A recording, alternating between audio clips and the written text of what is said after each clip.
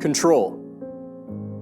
Control is something that's embedded into the fiber of our being as to something that we want so desperately.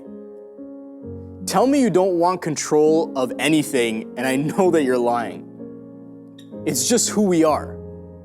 We want to be in control of anything that goes on in our life. We feel like we have all the decisions in front of us that we can make, the direction that we want to go in, and we get to obtain the results that we want. And we do live in a world that says, take control of your future, to take matters into your own hands, to be an independent person. And you know what? There's nothing wrong with that. But the scripture we're going to look at today encourages us to do something a little bit different than take full control. We're going to read out of Psalm 46. God is our refuge and strength, an ever-present help in trouble. Therefore we will not fear. Though the earth give way and the mountains fall into the heart of the sea, though its waters roar and foam, the mountain quakes with their surging. There is a river whose streams make glad the city of God, the holy place where the Most High dwells. God is within her, she will not fall. God will help her at daybreak. Nations are in uproar, kingdoms fall. He lifts his voice, and the earth melts. The Lord Almighty is with us. The God of Jacob is our fortress. Come and see what the Lord has done, the desolations he has brought on the earth. He makes wars cease to the ends of the earth. He breaks the bow and shatters the spear. He burns the shields with fire. He says, "Be still and know that I am God. I will be exalted among all the nations. I will be exalted in all the earth. The Lord Almighty is with us. The God of Jacob is our fortress." A little context behind this psalm. It was written amidst a victory where God had delivered his people from the hands of the Assyrians under the rule of King Hezekiah. You can find the actual story in 2 Kings. But the reason as to why the Israelites were able to obtain freedom, to be delivered here, is they found it in their spirit to step back and let God fight the war. They surrendered control to God.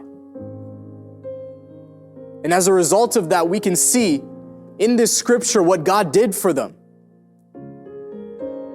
See, this psalm, if you look at it, it uses pronouns like we and our. This psalm is meant to be a declaration of worship. You read it and you remind yourself of what God had done, his goodness, his faithfulness, his victory. This psalm is meant to remind us of what God is capable of doing.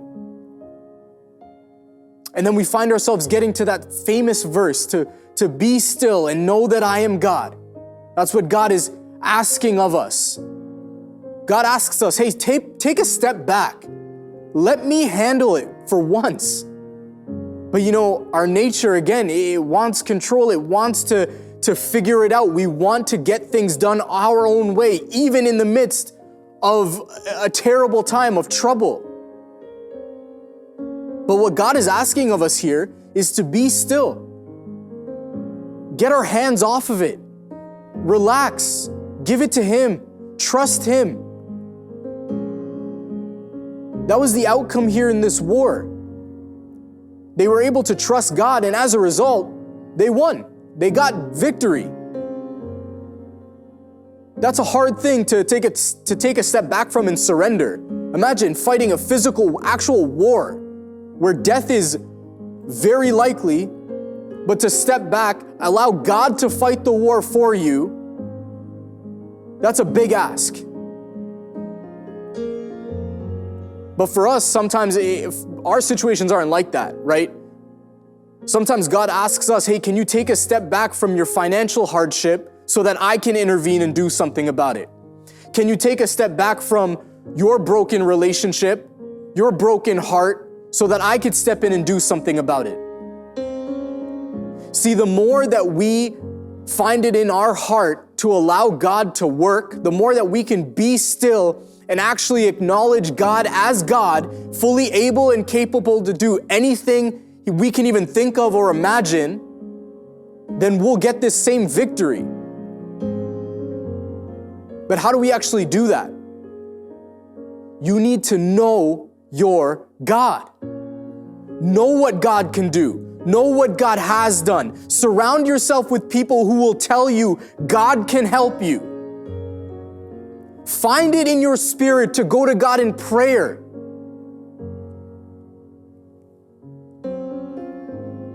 Being still is not easy. It goes against everything that our nature will tell us to do, but God promises us that He can bring victory to our lives if we allow Him to take control. If we can trust and let go of whatever it is to God and let Him work, He promises victory. You want to know what it felt like for Elijah when God sent the fire down when nobody believed it would happen?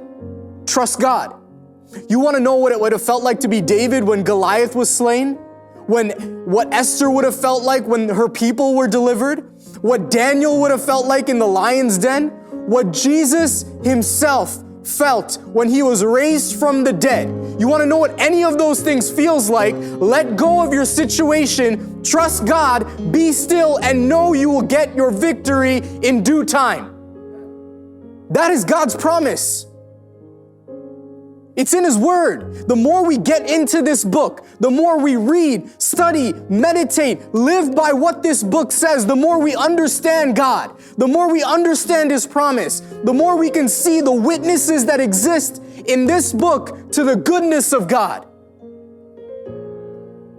You want to know how to be still? It starts here. Everything you need to know on how to be still and trust God starts in this book. It's a big ask, but it also warrants big reward. And we see that through so many men and women in this book and throughout history. It's a test of trust.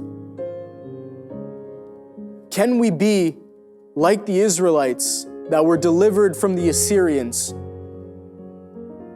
and just be still, to let go? If you know the promises of God, if you know what He has for you, if you know what He's done, that He's good and He's faithful and He doesn't stop, then we can be still. We can live like that. We can learn to take our hands off the wheel every once in a while and let God do His thing. Because what He can do in our lives is so much greater than what we can do on our own strength. Be still and know that I'm God. That's His ask. Our reward, it's better than what we can do for ourselves. We get a better result every day of the week. You take that to the bank, I guarantee you. Be still, let go, trust God, and watch the wonders that He can do in your life.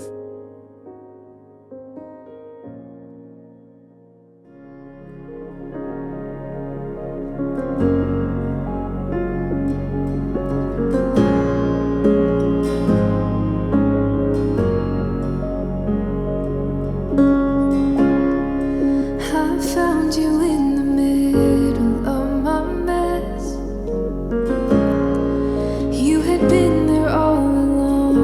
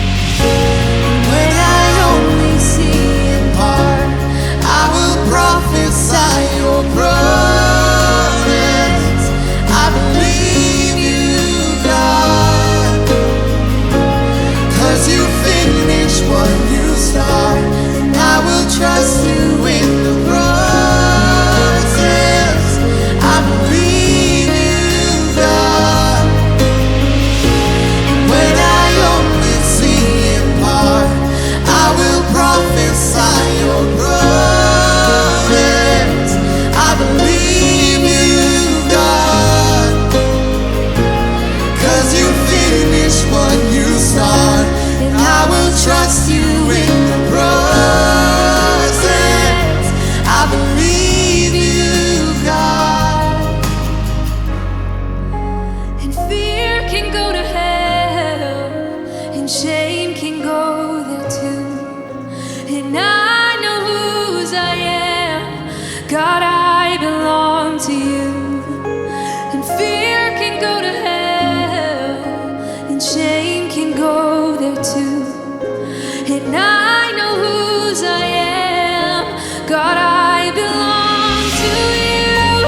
And fear can go to hell, and shame can go there too.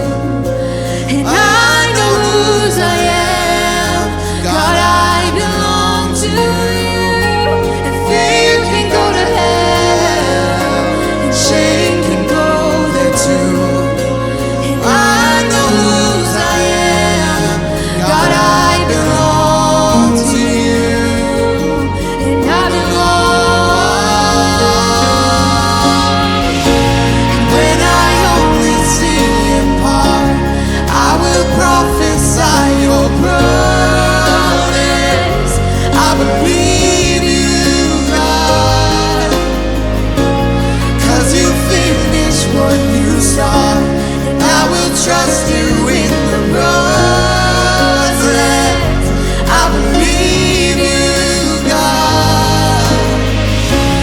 When I only see in part, I will prophesy your promise.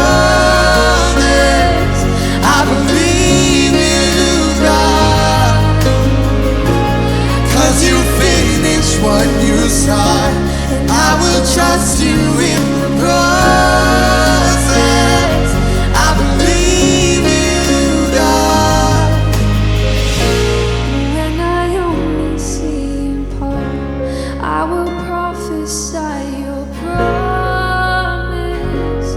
I believe you, God, 'cause you finish what you start, and I will trust you in the process.